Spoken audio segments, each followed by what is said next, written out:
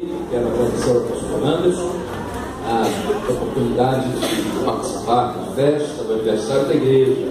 A igreja do Rio da Prata está num bairro tranquilo do Rio, um bairro bonito, fresquinho. Você conhece o Bambu? Um lugar tranquilo, fresquinho, né? Muito tranquilo. A igreja do Rio da Prata, em menos de 2 meses, celebra 60 anos. Então, a igreja aqui é mais velha do Rio da Prata, 2 anos. Quando o Rio da Prata foi organizada, a igreja aqui já tinha 2 anos. Eu quero transmitir o abraço da nossa igreja, que está lá envolvida com o Júlio, ela, estamos celebrando ao Senhor, e temos quase a mesma idade, igrejas formadas nas mesmas circunstâncias, para anunciar o mesmo Cristo. E foi muito bom ouvir o Paulo Casaro, do Evidente, conhecer a história do Aleluia, a falar sobre o Messias, é o que me propus a vir aqui. Então, a gente começa a perceber que o culto é para Deus. Nós oferecemos, muito obrigado, nós oferecemos o culto a Deus, mas parece que Ele construiu o culto inteiro, que é para Ele mesmo, e a gente só é certo para fazer o culto que é para Ele. E há um outro antigo, Dostoiévski, que disse que o culto é mais ou menos assim, como uma peça teatral. No palco não estão os cantores, nem o pregador. No palco está a igreja, os cantores e os pregadores estão na coxia, dando orientação à igreja que dá o show. E no auditório, dependendo da sua leitura teológica, tem um ou tem 3. É Deus Trino, ou o Pai, o Filho e o Espírito Santo sentado assistindo. Então a gente tem essa coisa da presença de Deus no culto a Deus e Ele movimentando. Eu quero falar sobre o Messias, porque é a mensagem da igreja. Eu estou pastoreando já há 18 anos e tenho estado preocupado porque eu tenho ouvido pregações, músicas, ido a algumas igrejas, ouvido pregadores, coisa que eu não fazia muito na internet, mas tenho feito ultimamente, e tem se falado sobre todo mundo, menos sobre Jesus. Tem se falado sobre tudo, menos sobre Jesus. E as pessoas não sabem quem é Jesus. Me assusta o fato de nós encontrarmos pessoas no Rio de Janeiro que não sabem quem é Jesus. Conhece a igreja evangélica, fala nome de 4, 5 pastores de igreja, fala nome de 63 denominações, mas ele não conhece Jesus. E o papel da igreja é anunciar a quem? Jesus. A igreja está há 62 anos plantada aqui para anunciar Jesus. Você tem que ser especialista em Jesus. É interessante que a gente se torna especialista, inclusive, no texto. A gente sabe o texto de ponta cabeça. A escola dominical na nossa igreja funciona, viu? Lá no Rio da Prata funciona bem. As pessoas vão para beber. E olha que amanhã o nosso culto é 8 horas da madrugada. Eu não sei por que isso. 8 horas da manhã, o culto da manhã. 8 horas da madrugada. Porque para mim, 8 horas da manhã, o meu cérebro funciona a metade dele. Eu estou na igreja há 7 anos. Há 2 anos atrás, alguém, não fui eu, teve a feliz ideia, pastor, vamos trocar o culto para as 9. Eu disse, a proposta do irmão é bem-vinda, abençoada de Deus. Aí teve a assembleia, Batista resolve tudo no braço. Aí na hora da votação, por 3 votos, mantiveram o culto às 8. 8 da madrugada. E depois veio EBD. Olha, nós somos o povo do livro, assim nós somos chamados, o povo do livro. Quando deveríamos ser chamados o povo da palavra, que vai além do livro. É o povo de Jesus que vai além do livro. Você consegue captar isso? Pastor, contra a Bíblia? Não. A gente tem que cumprir a Bíblia. Mas a vontade de Deus está além da Bíblia. Você sabe que tem coisa que é bíblico, mas não é cristão, né? Está no livro, mas não é cristão. Eu me lembro de João 8, quando Jesus, não é o texto que eu vou ler 3 textos. Não sei se por a Bíblia aí, são 3 textos. Quando Jesus está em João 8, a mulher adúltera chega com os homens que acusam, os homens acusadores dizem assim, está escrito na lei, todo que for pego no ato de adultério deve ser o quê? Está lá em Levítico 11, 23, está lá no texto. É no texto. Está no texto, mas não é cristão. Então a gente fica aí Às vezes 60 anos, não, que texto. Mas e o cristianismo? Cadê? Onde está o amor? Aí Jesus diz, ó, aquele que não tem pecado, atira. É bíblico, está no texto, mas não. Daí diz a história que um vai saindo, eu vou embora, eu vou embora. Eu vou também. Você vai ficar? Não, eu vou também. Todo mundo embora. Ficou só Jesus e a mulher, e Jesus disse a ela, ó, além de não adulterar, não peques, ou seja, vai além do texto. Jesus diz que a nossa justiça tem que exceder a lei dos profetas. Nós temos que ir além do texto. Isso é Cristo, isso é cristianismo. Eu quero ler com você 3 textos que parecem não ter nada a ver um com o outro. E quero apresentar a você um eixo interpretativo dos 3 textos. O primeiro texto é Mateus 4, de 1 a 11. Eu não sei como é que você vai se virar com a Bíblia. Bota papel, marca. Aniversário de igreja, a maioria é crente, todo mundo sabe mexer com a Bíblia. Mateus 4, de 1 a 11. Depois eu vou ler Lucas 24, de 13 a 35. Então, ó, vai marcando, anota, escreve, dessa jeito aí. Mateus 4, 1 a 11. Depois, Lucas 24, de 13 a 35. E depois o texto que está coladinho. João, é fácil, está perto. São 3 textos. E eu queria que você prestasse atenção nos textos, porque eu vou ler eles separadamente. Eu vou ler o primeiro, vou expor, vou ler o segundo, vou expor, e vou ler o terceiro, vou expor. E você vai enxergar comigo o eixo regulador dele, que é o mesmo. O eixo regulador tem que ser Jesus. E eu queria que você prestasse atenção, porque a leitura do texto pode ser enganosa. Por isso eu disse a você que nós não somos o povo do texto, mas somos o povo da palavra. Porque o texto pode ser manipulado. O texto pode ser instrumentalizado. Aliás, todo texto que você lê é instrumentalizado. Então, se você pegar, por exemplo, a revista Veja, que saiu hoje, seguramente a capa está falando contra o governo. A Veja é contra o governo. Agora, se você comprar a Carta Capital já vai amenizar a situação do governo, porque é texto instrumentalizado. Se você ler o jornal O Povo, ainda tem o jornal O Povo? Ainda tem o jornal O Povo? Acho que tem um Povo. Eu me lembro, eu era garoto, a primeira edição do jornal O Povo, a capa era uma foto de um corpo com a cabeça decapitada. Você lembra disso? Alguém lembra disso? Uma cabeça decapitada na Praça do Pacificador e Duque de Caxias. Aí a gente diz assim, O Povo é o jornal que torce. Então você é do meu tempo, você é do meu tempo. Isso aí. Aqui, texto instrumentalizado. Eu não vejo televisão à tarde. Aquele programa daquele cara, volta aqui, põe na tela aqui. É só desgraça, gente. Aquilo é texto instrumentalizado. Outro dia eu causei uma dificuldade dele, não faz isso não, né? Eu peguei um vídeo do Gilberto Gil cantando uma música do Teatro Municipal, Medo da Morte. Depois você procura no YouTube, agora na hora do culto não, mas depois você procura no YouTube Medo da Morte. Botei Gilberto Gil e preguei, uma confusão da igreja. Aqui, ele falando da morte. Texto instrumentalizado. O sujeito é macumbeiro, hein? Mas que mensagem que o camarada trouxe? É texto instrumentalizado.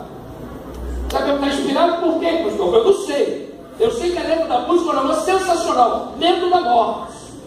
Ele vai instrumentalizar o texto. E eu instrumentalizei a música dele para pregar.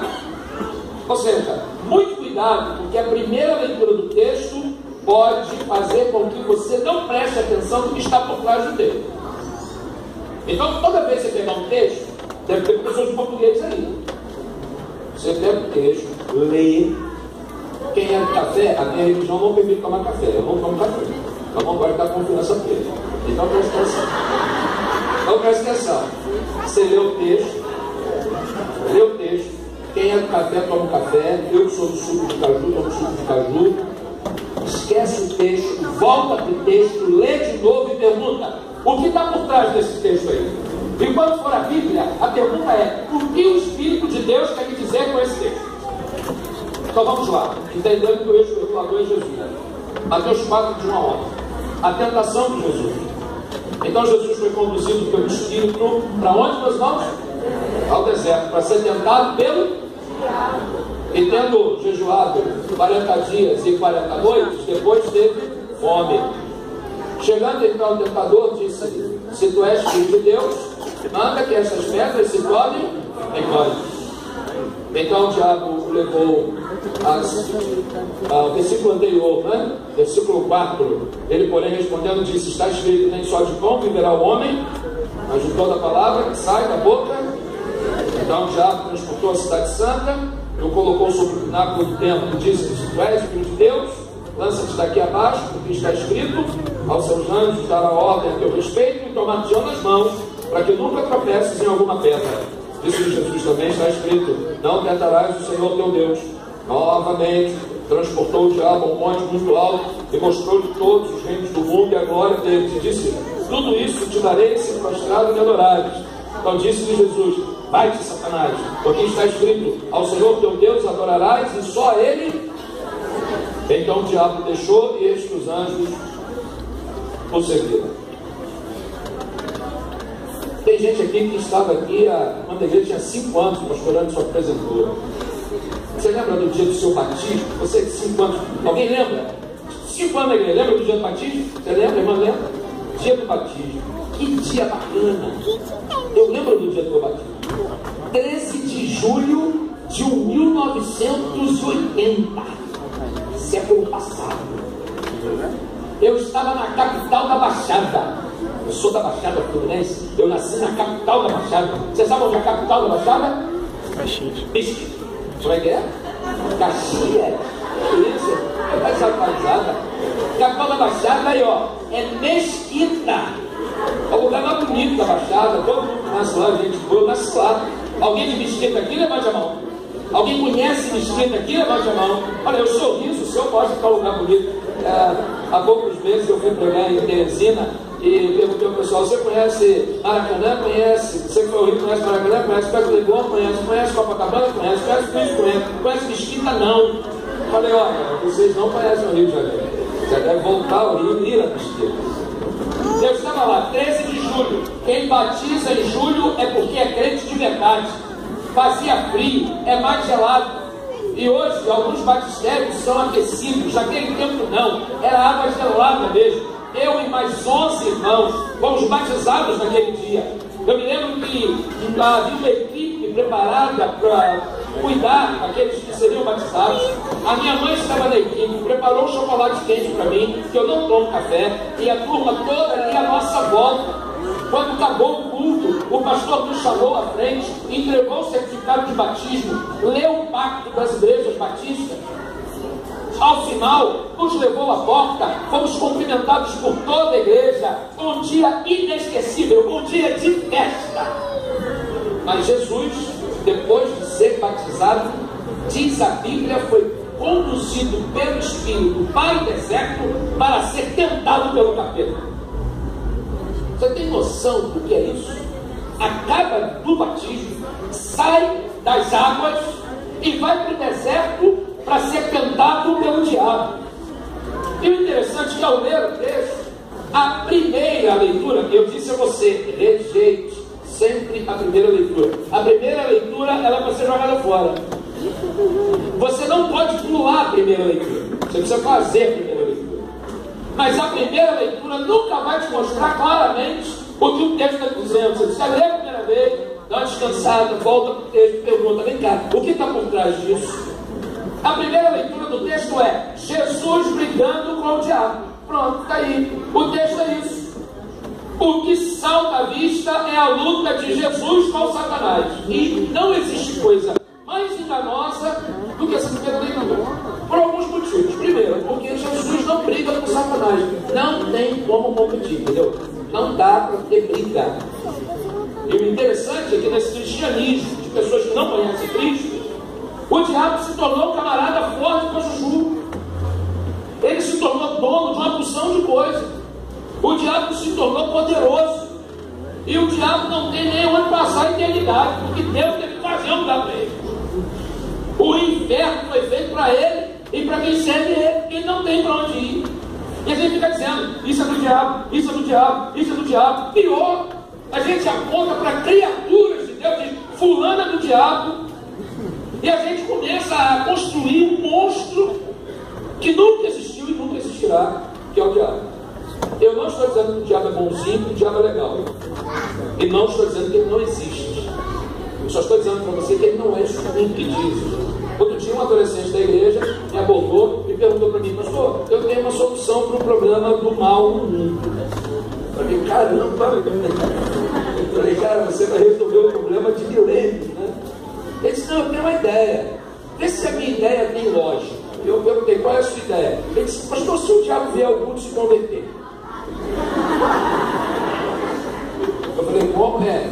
Se levantar a mão na hora do apelo que o senhor faz, que lá na igreja todo domingo, eu sou igual Beck de Rossi, né? Não perca a viagem. Aí você prega no final, canta o hino, faz o apelo e pá. Aí ele falou assim, se o diabo vier no culto se converter. Eu olhei para ele e falei assim, não seria uma boa ideia? Eu falei, rapaz, sua ideia é excepcional. Imagina o diabo convertido. Rapaz, não tem mais nada. Escangalhou, todo o sistema cai, está tudo resolvido. Esse Deus não é gracioso? Se é. Deus não perdoa qualquer pecador, perdoa.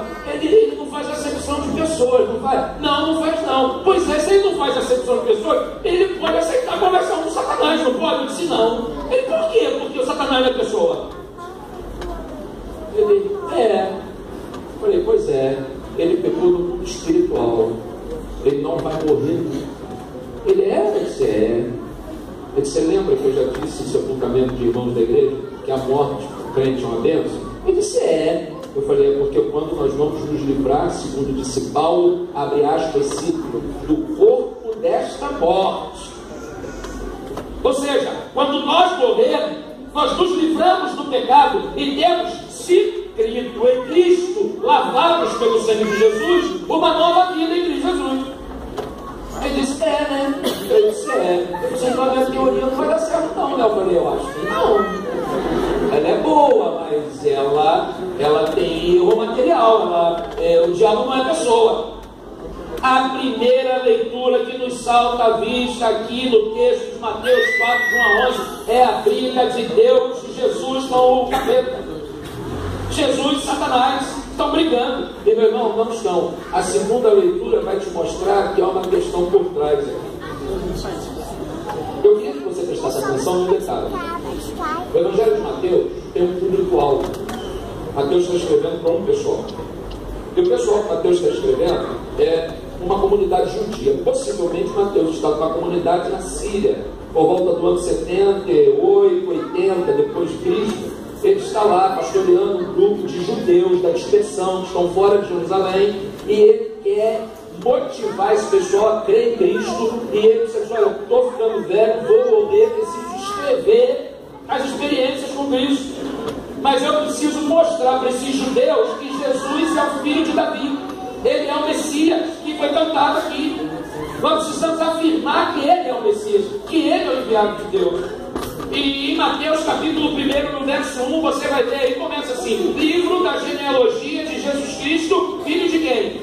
De Davi, filho de Abraão. Ou seja, Mateus tem um compromisso de apontar à sua comunidade que Jesus é quem disse que era, que ele é o enviado de Deus para a nação de Israel apresentar ao mundo a salvação.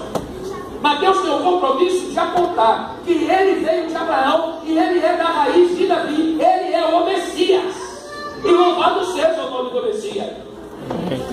Dá para ficar de pé para falar do Messias, dá para botar a cara no chão para falar do Messias, dá para dar cambalhota para falar do Messias. Ele é o enviado de Deus, o Hamashiach, o ungido de Deus. E a igreja existe para pregar o Messias.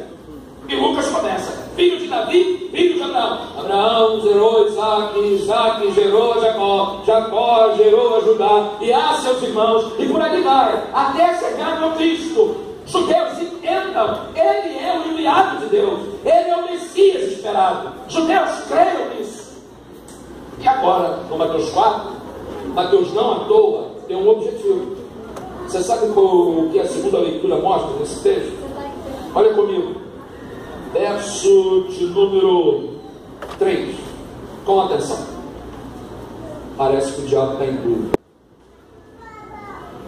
Chegando-se então, o tentador disse: se tu és o quê?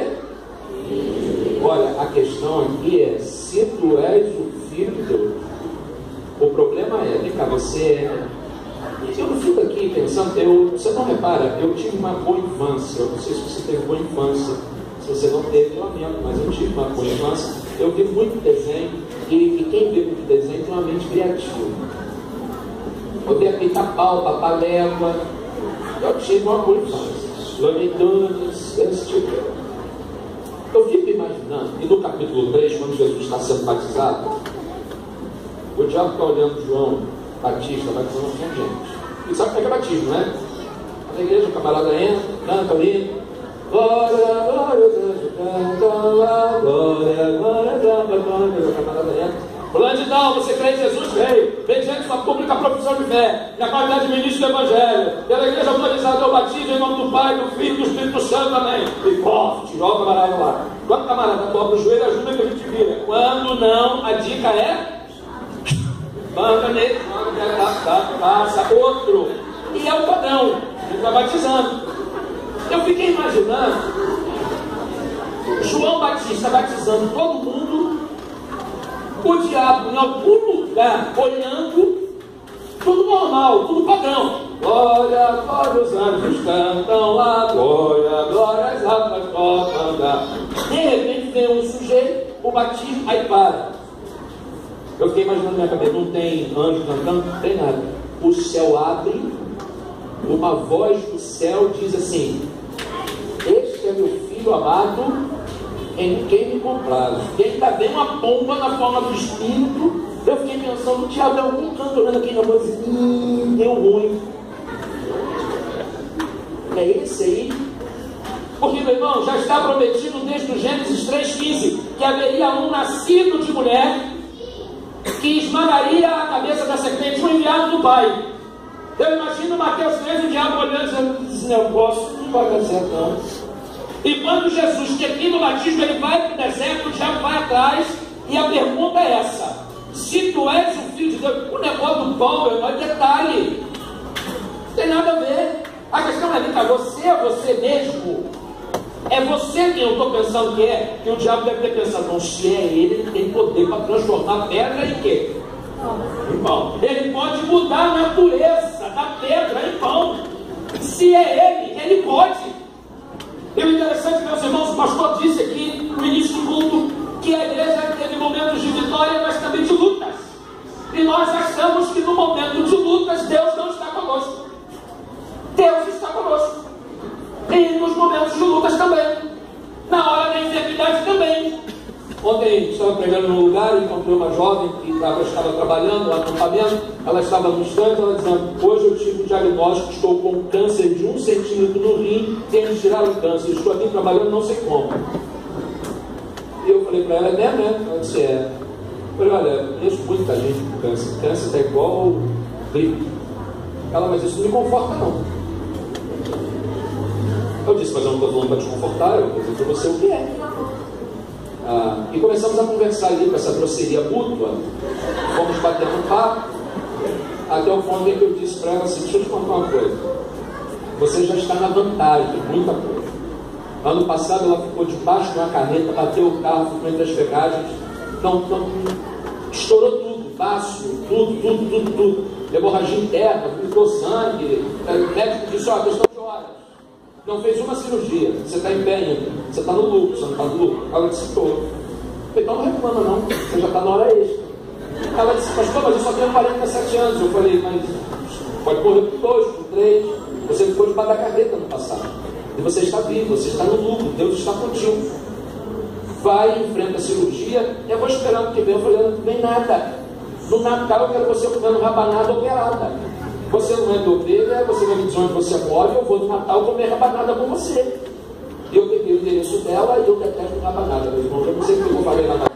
Eu devia ter falado bacalhau, eu devia ter falado outra coisa, mas eu falei rabanada, ela vai fazer rabanada, e o pior, eu vou ter que comer a rabanada. Sem gostar. Ei, Jesus está com você mesmo na hora ruim. gente só está junto na hora boa, na hora em que a igreja treme, é Ele que sustenta a igreja. Na hora em que eu, como pastor, dou tilt, é Ele que sustenta a igreja. Na hora em que você, meu irmão, fracassa, é Ele que te sustenta. Ele é o Senhor de todas as coisas, Ele é o Messias. E o diabo diz, ó, se é Ele pode transformar pedra em pão. E aí Jesus diz a ele, está escrito, nem só de pão viverá o homem, mas de toda a palavra que sai da boca do diabo, se você entender nada. Mas vem cá, é ele ou não é? Ele não transformou pedra em pão, falou um negócio de palavra, o diabo disse, então eu vou usar a Bíblia também. Verso de número 5. O diabo transportou a cidade santa e colocou sobre o pináculo e disse, se tu és o filho de Deus, lança-te daqui abaixo, porque está escrito. Olha aqui, eu falei para você o negócio do texto. O texto é instrumentalizado. Jesus usou o texto, agora o capeta também usa o texto. Você está entendendo o negócio do texto? Ele também vai usar o texto. Também está escrito, dará ordem aos teus anjos para que não tropece com o seu pé em pedra. O diabo ficou pensando assim, se eu mandar ele se jogar de lá, e ele pular, e os anjos vierem ao rasante segurar ele, é ele mesmo. Agora, se ele pular e de bum lá embaixo, não é ele. Olha, se joga, porque está escrito, ele vai te proteger. É você o enviado? Tu és o Filho de Deus? A pergunta é o Filho de Deus? Você percebe que a primeira leitura do texto é Jesus brigando com o capeta. Não tem nada disso. A questão é, você é o Filho de Deus ou não é o Filho de Deus? É o que o diabo quer saber. O diabo tem dúvida, tem crise. Ele não é Deus não, ele não sabe de tudo. Vem cá, é ele ou não é? Aí Jesus responde a ele, também está escrito, olha o texto no verso 7 instrumentalizado, também está escrito, não tentarás o Senhor? Engraçado que se você prestar atenção no texto com cuidado, é assim, não tentarás o Senhor, teu Deus, ou seja, é teu Deus também, é Deus do capeta também. Significa que toda ação demoníaca também está sob controle de quem, meus irmãos? Não, pastor, é isso aí, meu irmão. Não, mas eu vi o sujeito possesso, Deus permitiu. Ele está lá, ele está fazendo pacto lá, ele lá. Mas pastor, tudo está no controle de Deus, inclusive as ações do diabo. Você tem dúvida que o livro de Jó deixa isso muito claro, inclusive as ações do diabo são sob o controle de Deus. Tudo, vai lá e toca nisso, vai lá, faz aquilo, isso não pode, a vida dele não toca, faz assim, faz assado. E aí o diabo ouve de Jesus, não tentará o teu Deus. O diabo, de novo, dentro de Jesus, olha, eu vou te dar tudo se prostrado me adorares. Bom, se ele é o Filho de Deus, ele é Senhor de tudo. Eu posso adiantar o processo e dar tudo a ele agora, ou prometer tudo a ele agora. A gente adianta o processo. Jesus diz ao diabo, vai-te Satanás, porque está escrito, ao Senhor teu Deus adorarás, e só a ele o quê? Vai embora, vai. Tchau. Tchau para você. Aí o diabo vai saindo, e o verso 11 me deixa. Eu fico até às vezes com pena do diabo. E o verso 11, se ele tinha dúvida, ele não tem dúvida. Deus está exposto aí. Então o diabo deixou e os anjos vieram e fizeram o quê, meu irmão? Quando o diabo viu os anjos servindo, disse, é ele mesmo. É ele. Porque o diabo também é o quê? Ele também é anjo. E ele sabe que anjo só adora quem? A Deus. Ou seja, Jesus é quem?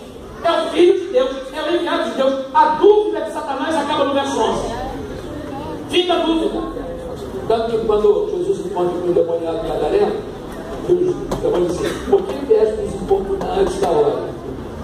Que já sabe quem é. A dúvida é, quem é Jesus? Quem é o Messias? A igreja está plantada há 62 anos para tirar a dúvida das pessoas. Quem é o Messias? Ele não é o milagreiro. Ele não está aí para ficar transformando pedra em pão todo dia, toda hora. Ele não é aquele que vai se jogar do alto do tempo para mostrar poder. Ele é aquele que veio dar a vida por amor. Ele não veio para ser servido, mas para dar a sua vida em resgate de muitos. Ele só foi servido pelos anjos. Para os homens ele veio servir. Olha a sua posição. Os anjos o serviram, mas ele veio em teu serviço. Você compreende quem é o Messias? Está claro para você que é o Messias? Outro texto é Lucas 24. Corre comigo lá. Lucas 24, a partir do verso 13. Aqui é um outro negócio. O texto parece que tem nada a ver uma coisa com a outra. Jesus já morreu, já foi sepultado, já ressuscitou. O cochicho da ressurreição aconteceu, mas não tem nada a provar. Tem gente que não garante. Sabe aquele negócio? Ouvi dizer, mas não vi. Ouvi dizer, mas não garanto. Eu conheço, eu leio um teólogo, o meu teólogo predileto, da minha predileção. Espero que não seja da sua, mas é da minha predileção. É um alemão. O nome dele é Rudolf Bultmann. Esse camarada é um camarada sensacional. Eu gosto muito dele porque ele diz assim: eu não preciso dos milagres para crer em Jesus, eu não preciso do nascimento virginal para crer em Jesus, eu não preciso nem da ressurreição para crer em Jesus. Eu creio em Jesus por aquilo que ele é, pela sua mensagem. E Bultmann é meu teólogo predileto, eu gosto muito de ler, mas ele cometeu falha grande. Ele discute o nascimento virginal de Jesus. Isso é impossível a virgem conceber. Ele discute os milagres. Os milagres, os discípulos acoplaram depois ao texto para dar sustentabilidade à mensagem do Evangelho. Agora, o Bultmann me machuca, me irrita quando ele fala contra a ressurreição. Porque o apóstolo Paulo disse que se nós não crêssemos na ressurreição de Jesus, a nossa fé seria vã.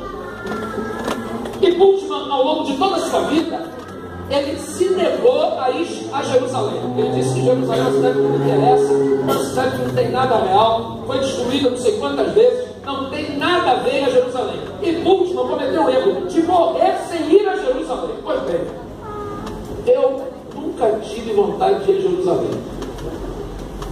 No ano de 2014, eu fui pregar na igreja, aí, final de 2013, pregar na igreja, os diáconos da igreja estavam comigo, e um pastor disse assim: olha, eu estou fazendo uma caravana para Jerusalém. Se os irmãos quiserem ir, me procurem depois. Aí o pastor da igreja sentou comigo e perguntou: você não tem vontade de Jerusalém, não? Eu falei que não. Vontade não. Pode de Oriente não, pode de Europa. Eu gosto de França, Inglaterra, negócio de poeira, pedra. Eu sou historiador, mas eu gosto de história moderna, gosto de Europa, né? Gosto de Suíça, as coisas assim, né? Alemanha. No Oriente Médio não tem guerra lá não. Cheguei na igreja, os diáconos: pastor, você tem vontade de não? Eu falei: não. Aí perguntaram: o senhor tem certeza? Aí eu falei: bom, viagem. Eu falei: mas como é que eu vou? A gente faz uma proposta e a igreja paga para o irmão. E daqui de graça para o ônibus é muito, né? Quando vai para a viagem internacional. Irmãos, olha, eu agora passei a ter vontade. Os irmãos fazem a proposta lá. E a igreja aprovou, meus irmãos, pagar a viagem para Jerusalém hoje. Meus irmãos, nós temos uma assembleia aqui. Alguém propõe? Tem proposta, meu irmão? Tem proposta, tem apoio? Nós vamos aprovar, mandar o pastor para Jerusalém aqui agora. Amém, meus irmãos? Amém, aí está aprovado pela igreja, pode passar no caixa e tirar o balde na viagem. Mas irmãos, eu fui a Jerusalém e eu tenho pavor de avião. Eu quero te contar um negócio. Eu tenho pavor, eu odeio avião. Aquele negócio feito para cair. Aquele negócio é um negócio extraordinário. Aqui só vou porque Deus é bom. O tempo todo Deus é bom. Porque aquilo é feito para cair. Se eu pegar a Bíblia e soprar aqui, ela cai. Como é que o avião voa? Eu encarei 15 horas de voo até Jerusalém. No último dia da viagem, 10 dias em Jerusalém. Era o dia de irmos ao Jardim do Túmulo. E aí, quando nós chegamos no Jardim do Túmulo, eu parei e eu travei. Eu lembrei do Bultmann, que disse que não precisava da ressurreição. Eu falei: eu acho que não vou entrar em não estou preparado. Eu travei. E aí entrou todo mundo, tinha um diácono da igreja que foi comigo, para ter certeza que eu ia. Ele disse assim: o senhor não vai entrar não? Eu falei: vai indo, irmão, vai indo que eu vou chegando.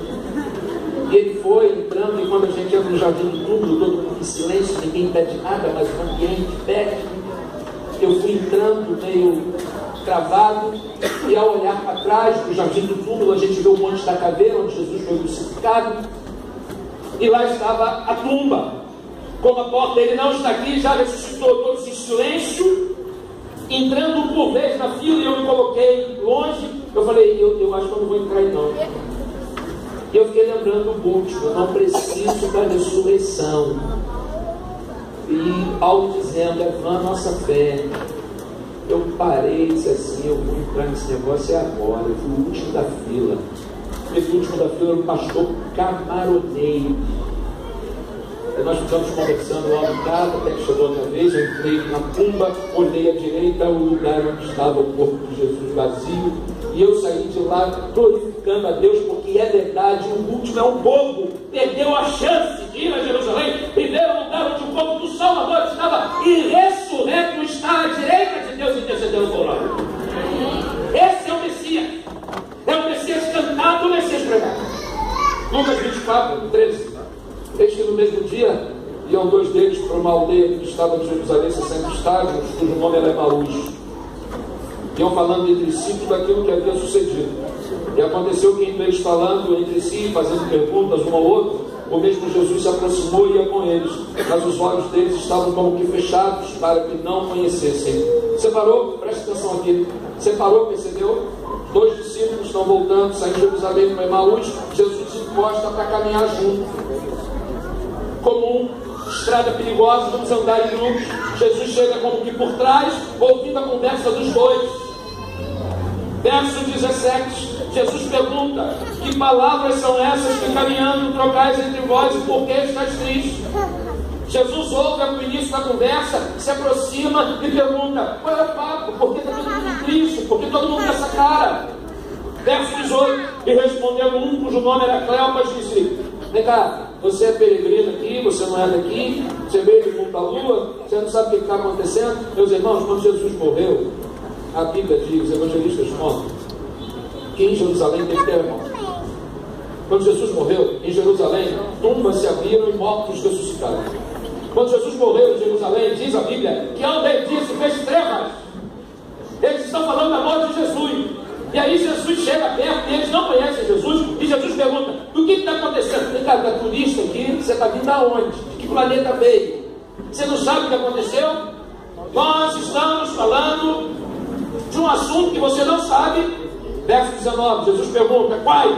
Eles disseram, as que dizem a respeito a Jesus, o Nazareno, que foi um profeta. Olha, um erro grave que eles cometem. Eles não sabem quem é Jesus. Interessante que ao olhar esse texto, a primeira coisa que vai saltar, a primeira leitura é, por que esses dois não conheceram Jesus? 3 dias, Jesus ficou fora do ar. Será que em 3 dias não reconhece mais Jesus? Não. E meus irmãos, o grande lance do texto aqui não é se conhece, não conhece, a verdade é quem é Jesus. Porque eles dizem que Jesus era o quê? Profeta. Sabe quem diz que Jesus é profeta? O Islã diz que Jesus é profeta. Não é profeta coisa nenhuma. Profeta coisa nenhuma. Profeta era Elias, profeta era João Batista, profeta era Jeremias, era Abacuque, é Ageu, Zacarias, Sofonia, Malaquias, Neemias, todo mundo. Agora Jesus é o Messias. Ele não é profeta. Ele sabe mais. Outro erro, não sabe quem é Jesus. Verso 21.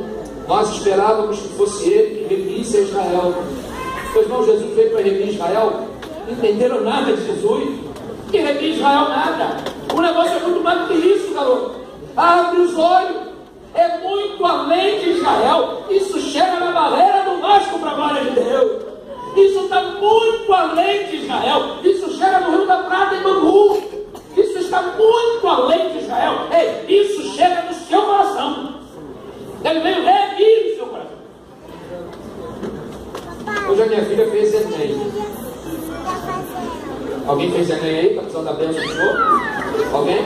Deus abençoe, Deus abençoe, Deus abençoe. Enem. Amanhã tem mais.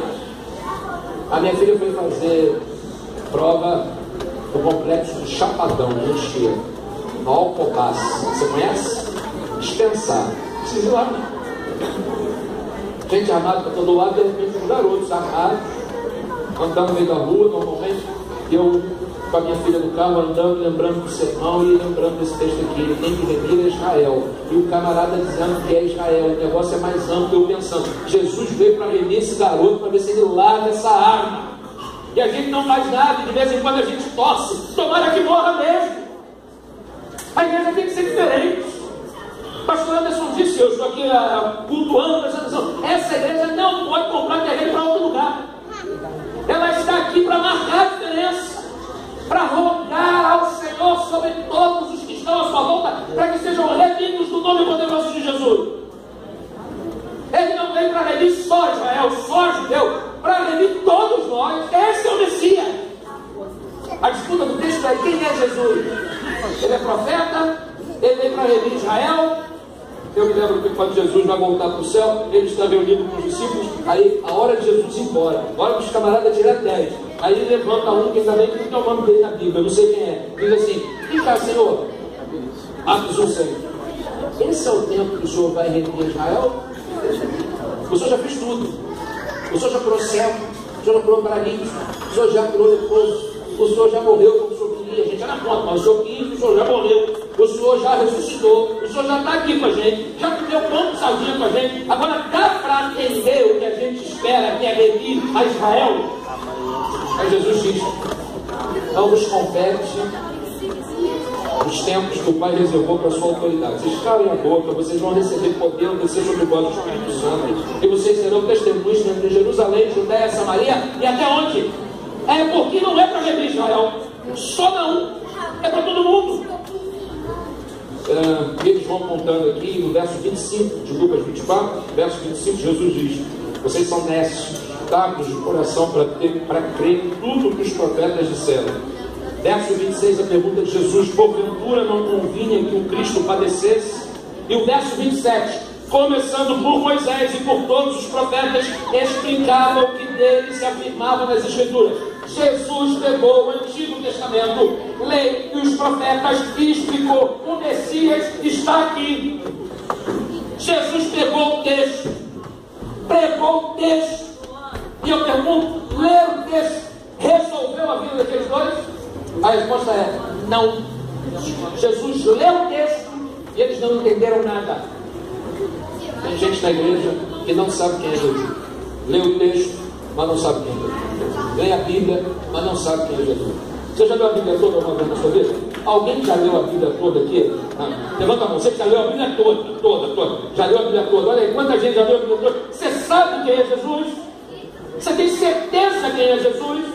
Jesus leu Moisés e os profetas no Antigo Testamento. Eles não viram Jesus. Só viram Jesus quando, verso 30, e aconteceu que estando com eles à mesa, tomando o pão, abençoou, partiu e deu. Então abriu os olhos. Você percebeu que ele só reconheceu Jesus quando Jesus deu alguma coisa que lhes interessasse? Eles só conheceram Jesus quando alguma coisa interessou. Essa barriga vai sair em nome de Jesus. Vou começar a cantar segunda-feira. Natação, vamos junto. Tem pão, eu acredito em Jesus. Tem milagre, eu vejo Jesus. Tem alguma coisa para botar na boca, eu conheço Jesus. Agora, se não tem, pela Escritura, eu não quero saber quem é Jesus.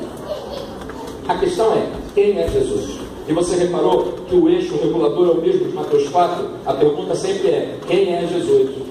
Eu preciso terminar, eu acho que o meu tempo acabou. João 1, dá uma olhada no texto. Está logo na sequência. João 1, o que está escrito lá? Vamos ler todo mundo junto? João 1, no princípio.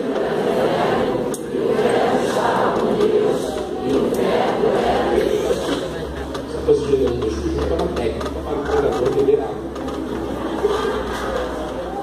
Você sabe que a gente tem um hábito na igreja de dizer que o novo crente deve começar a ler a Bíblia pelo Evangelho dele? Mas eu gosto não. Você sabe por quê? É um livro difícil. É um livro escrito com base na filosofia grega. E o primeiro versículo logo começa com o conceito da filosofia grega do Logos. Você imagina um não crente lendo João 1. Entende alguma coisa? O princípio era o que é verbo? Verbo é tudo aquilo que exprime uma. Eu canto, tu cantas, ele canta. Isso é verbo. Ninguém, à primeira leitura, vai entender que verbo ali quem é? É Jesus. O texto de João 1 está dizendo: no princípio era o verbo, e o verbo estava com Deus, o verbo era Deus. O que impregnava a sociedade grega era o conceito do logos. O logos é a ação. E João vai se utilizar do recurso do logos filosófico da Grécia para apontar a ação de Deus no mundo. E João está dizendo: quer saber quem é Jesus? Entenda ele como ação de Deus no mundo. No princípio era o verbo estava com Deus, o verbo era Deus. No 2 ele segue: ele estava no princípio com Deus. Ele diz mais: sem ele, nada do que foi feito se fez. Ele é o Messias. E a todos quanto receberam deles o poder de serem feitos filhos de Deus. Ele é o Filho de Deus, para que você também seja o Filho de Deus. Você já é filho de Deus? É encantador ler Filipenses 2, de 5 a 11, quando o apóstolo Paulo, sem ler um evangelho, ei, presta atenção, talvez você não ouviu isso, eu estou lhe dizendo, Paulo não leu Mateus, Marcos, Lucas, João, porque não estavam escritos quando Paulo escreveu as suas cartas. Paulo morreu em 64, na perseguição de Nero, possivelmente nenhum evangelho estava escrito. Paulo não leu um evangelho, mas Paulo, pela inspiração que vem do Espírito Santo de Deus, ele disse categoricamente: ele não teve por usurpação ser igual a Deus, mas esvaziou-se, tomou a forma humana, habitou entre nós, foi humilhado até a morte de cruz. E por isso, diz Paulo, Deus o exaltou soberanamente e lhe deu o nome que é sobre todo nome, para que o nome de Jesus se dobre todo joelho. Você tem noção de quem é Cristo? Paulo fala isso sem ler um evangelho. E aí João vem e diz assim: no princípio era o verbo estava com Deus, o verbo era Deus, este é o Messias, este é Jesus. É como se Deus estivesse olhando a história. E hoje nós celebramos 62 anos de história. Ele está controlando tudo como diretor da história. Ele desce as peças. Num determinado momento ele deixa tomar o rumo natural. Daqui a pouco ele intervém. E mais um pouco ele deixa o homem. Daqui a pouco ele puxa um. Daqui a pouco ele solta o outro. Ele está o tempo todo por trás do bastidor trabalhando. E eis que num determinado momento, quando Paulo escreveu aos Gálatas dizendo: é vindo a plenitude dos tempos, a Bíblia diz que Jesus é Deus entrando em ação. É Deus dizendo: eu vou sair de trás da cortina e vou entrar na história dos homens. É por isso que João diz: no princípio era o verbo, ele estava com Deus, ele era Deus. Jesus é Deus na história, Jesus é Deus em ação, Jesus é o verbo de Deus, é Deus em ação. Só o Messias. Há 62 anos atrás eu não estava aqui, não tinha como, mas essa igreja já estava aqui pregando o Messias. Eu brinco com a igreja do Rio da Prata. O meu planejamento é viver até 138 anos. Eles riem. Eu não sei se de nervoso ou de alegria. Mas a verdade, meus irmãos, é que eu não sei quantos anos estou dando, quantos vezes eu digo que é 138, eles ficam arregalados, eu caramba, isso com uma segurança. A segurança é tão grande que eu achei extremamente medo. A verdade, meus irmãos, é que eu não sei nem se eu chego em casa. Amanhã está marcada uma assembleia na nossa igreja às 8 horas da madrugada. Às 11 tem que levar a minha filha para fazer Enem. À noite eu tenho que voltar da igreja pregar. Segunda eu tenho aula às 7 horas da manhã na Gávea. Tenho que preparar a aula para dar aula à noite. Terça-feira eu tenho que jantar com meu pai. Na quarta, atendimento do gabinete o dia inteiro e à noite com o TV. Está tudo programado. Mas eu posso infartar antes de chegar em casa. Posso morrer antes. Jesus pode voltar antes. Como disse Isaías, no ano em que morreu o rei, eu vi o Senhor assentado sobre um alto, sublime trono. Tudo deu errado. rei morreu, mas Deus continua no trono da sua glória. Eu não sei quanto tempo leva para Jesus voltar. Eu sei que quando ele voltar, ele vai nos achar assim, anunciando o Messias. Que o Senhor vivifique a sua igreja, para que quando ele voltar, ele nos encontre falando do Messias. Quem é Jesus? Você sabe quem é o Messias? Você sabe quem é Jesus? Que o Senhor da igreja te abençoe. Amém.